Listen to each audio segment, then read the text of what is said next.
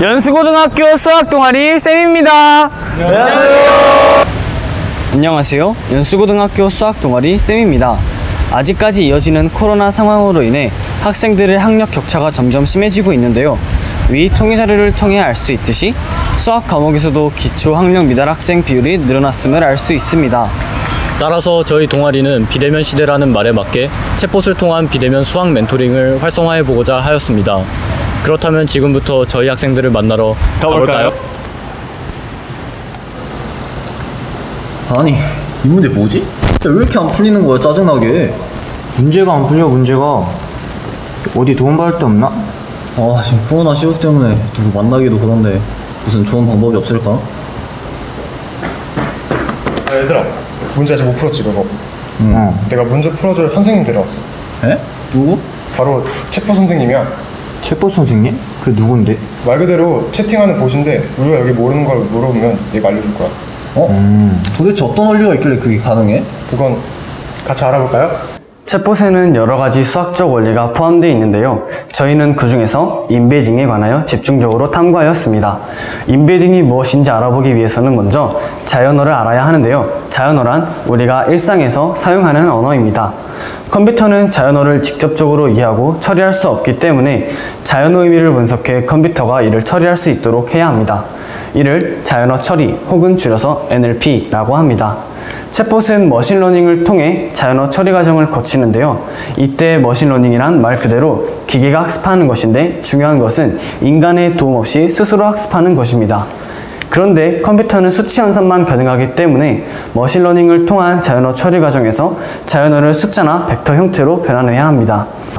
이런 일련의 과정을 자연어 처리 분야에서 인베딩이라고 하는 것입니다. 즉, 인베딩은 단어나 문장을 수치화해 벡터 공간으로 표현하는 과정인데요. 여기서 인베딩의 수학적 원리가 드러납니다. 인베딩 중 원핫 인코딩은 단어를 숫자 벡터로 변환하는 것인데요. 이를 통해 나온 결과를 원핫 벡터라 하며 전체 요소 중 단 하나의 값만 1이고 나머지는 0이기 때문에 희소 벡터 또는 희소 행렬이라고 합니다. 원핫 인코딩을 하는 단어의 수가 원핫 벡터의 차원을 결정합니다. 예를 들어 단어 100개를 원핫 인코딩 한다면 원핫 벡터의 크기는 100차원이 되는 것입니다. 따라서 단어마다 1인 요소 1개와 0인 요소 99개가 있고 1의 위치만 다 다른 것입니다. 이 외에도 분산 표현이 있는데요. 마찬가지로 단어를 벡터 값으로 표현하는 것인데 그 수가 0과 1에 한정되어 있지 않은 것입니다. 이것도 예를 들자면 색상을 표현하는 RGB 모델은 3차원 형태의 벡터로 생각할 수 있으며 분산 표현 방식입니다. 여기서 연두색은 RGB 204, 255, 204 형태로 분산 표현을 합니다. 이를 희소 표현으로 한다면 벡터 차원의 크기가 최소 256의 세제곱이 되어야 하며 각각의 고유값을 갖기 때문에 다른 색상과의 유사성을 파악할 수 없어 희소 표현보다 분산 표현이 더 많이 사용되는 방식입니다. 챗봇 또한 오늘 날씨가 궁금해, 오늘 날씨 어때? 등 상황적으로 의미가 같지만 표현이 다를 때 인베딩을 한 벡터 값의 위치에 따른 단어 간의 유사성을 파악하여 챗봇이 두 질문에 같은 답변을 할 수 있는 것입니다. 와, 이거 좀 많이 어렵네. 걱정 마. 이제 챗봇의 구조를 살펴보면 좀 더 이해하기 쉬울 거야. 그럼 지금부터 저희가 제작한 챗봇의 오픈빌더 구조 설명을 시작하겠습니다. 지금 화면에 보이는 것은 저희가 제작한 챗봇의 오픈빌더 구조를 순서도를 통해 나타낸 것인데요. 여기서 순서도는 수열의 성질과 수열의 귀납적 정의를 바탕으로 알고리즘의 처리 순서를 누구나 알 수 있도록 기호를 사용하여 체계적인 그림으로 나타내는 것입니다. 저희는 카카오에서 제공하는 챗봇 제작 프로그램인 카카오아이 오픈빌더를 사용했습니다. 웰컴 블록을 통해 채널 추가를 한 뒤 채팅에 처음 참여한 사용자에게 이용 방법에 대한 안내를 마치면 사용자가 발화를 함으로써 대화가 시작됩니다. 예를 들어 사용자가 챗봇에게 수열의 합의 정의 혹은 수열의 합의 정의가 뭐야? 라는 식으로 발화를 하면 챗봇이 수열의 합의 정의에 대해 보여주게 됩니다. 그리고 사용자가 다음 발화를 이어나가기 쉽게 사용자가 진행할 수 있는 방향을 제시합니다. 이 세 가지 선택 중 하나를 골라 예제 문제까지 모두 진행하게 되면 수열의 합이라는 하나의 코스가 종료되고 챗봇은 또 다른 질문을 건의하면서 대화가 끝났음을 알립니다. 지금부터 이 구조를 제작하는 것을 보여드리겠습니다. 그럼 지금부터 저희가 만든 챗봇에 대해 알아보는 시간을 가져보겠습니다. 먼저 웰컴 블록은 사용자가 처음 들어왔을 때 챗봇이 보내는 웰컴 메시지입니다. 그 다음 폴백 블록은 챗봇이 사용자의 패턴 말을 잘 알아듣지 못했을 때 이와 같은 말들을 보내는 블록입니다. 그 다음 인사 블록을 설정할 건데 먼저 사용자가 입력할 것 같은 대표적인 발화를 입력해야 합니다. 예를 들어 반가워 안녕을 설정하면 그 다음 봇 응답을 설정해야 되는데 안녕하세요, 무엇을 도와드릴까요? 같은 말을 설정해 주는 게 좋습니다. 네, 이제 수열의 합에 관한 블럭을 만들어 볼 텐데 그 전에 먼저 대화 끝내기 블럭부터 만들어 볼 겁니다. 대화 끝내기 블럭이란 말 그대로 사용자가 이제 질문을 마치고 대화를 끝내려고 할 때 나오는 블럭인데 봇 응답에서는 간단하게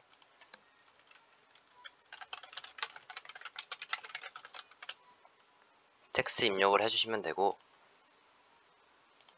이제 블럭 추가해서 수열의 합의 정의에 대해서 저희가 할 건데 이 사용자 발화에서는 사용자가 입력할 것 같은 대표적인 발화를 입력해 주시면 되는데 수열의 합의 정의에 대해서 물어볼 때는 예를 들어 사용자는 수열의 합이라든지 수열의 합의 정의 이런 식으로 사용자 발화 여러가지를 입력해 주시면 되고 봇 응답에서는 수열의 합의 정의에 관한 이미지를 올려주시면 되는데 이미지 설정, 파일 업로드에서 수열의 합의 정의에 관한 이미지를 올려주시면 되고 또한 응답 추가해서 텍스트에서는 수열의 합의 기호 시그마에 대해서 블럭을 연결시켜 주시면 되는데 여기서는 버튼 추가 2개를 해주신 다음에 하나는 사용자가 네라는 버튼을 눌렀을 때 수열의 합의 성질에 관한 블럭으로 연결시켜 주시면 되고요. 그게 아니라면 대화 끝내기 블럭으로 연결시켜 주시면 됩니다. 그 다음 수열의 합의 성질에 관한 블럭인데 이 역시 마찬가지로 봇 응답에서 이미지 그리고 이미지 설정 파일 업로드에서 수열의 합의 성질에 관한 이미지를 올려주시면 되고 응답 추가에서는 텍스트 입력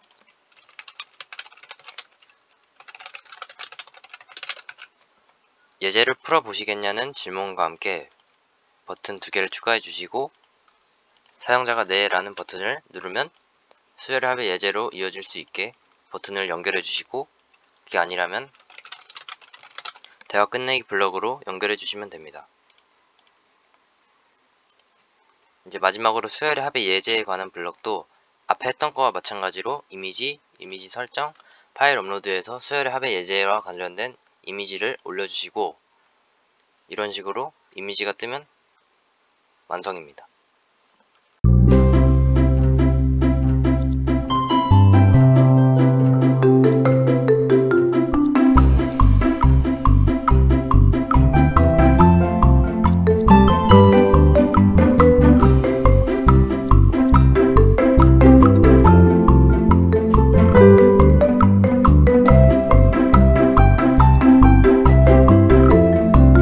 오, 진짜 궁금한 내용이 딱 나왔네. 정의에 이어서 성질, 그리고 예제까지 보여주니까 정말 신기하네. 확실히 혼란 상황에 맞게 비대면으로 궁금한 내용을 알기 쉽게 잘 정리해주고 관련 문제도 알려주셔서 수학 공부에 큰 도움이 될 것 같아. 맞아. 단원 관련 문제도 보여주니까 문제집 없이도 혼자 공부할 수 있다는 장점이 있어. 다들 벌써 거기까지 생각했네. 그러면 단점은 어떤 게 있을까? 내 생각에는 아무래도 이런 챗봇 시스템에 질문들에 대한 정보를 다 하나하나 블록으로 만들어서 입력해야 하니까 모든 질문들에 대한 정보를 담을 수가 없을 것 같아. 내 생각에도 예상 질문에 대해 가능한 많은 자료를 입력해야 이용자에게 좋겠지만 자료 하나하나를 블록으로 만드는 과정에서 많은 시간이 요구된다는 단점이 있는 것 같아. 맞아. 챗봇 이용자가 더 많은 이득을 보려면 챗봇 제작자가 더 많은 시간과 노력을 해야 돼. 그런데 챗봇의 가장 큰 장점은 챗봇 이용자가 더 많은 수학 역량을 기를 수 있고 그리고 또한 챗봇이 인터넷에 연결이 되어 있기 때문에 관련 예제에 관한 풀이 영상도 볼 수 있어서 이해에 도움을 줄 수 있어. 확실히 그러겠네. 지금까지 챗봇에 대한 수학적 원리, 챗봇 시스템 제작 시험과 체험을 해보았습니다. 수학이란 과목이 어려운 과목이지만 우리가 이렇게 챗봇을 활용하여 친구들과 함께 재밌게 공부한다면 그동안 어려웠던 수학이 재미있는 수학이 되지 않을까라는 생각을 해보았습니다.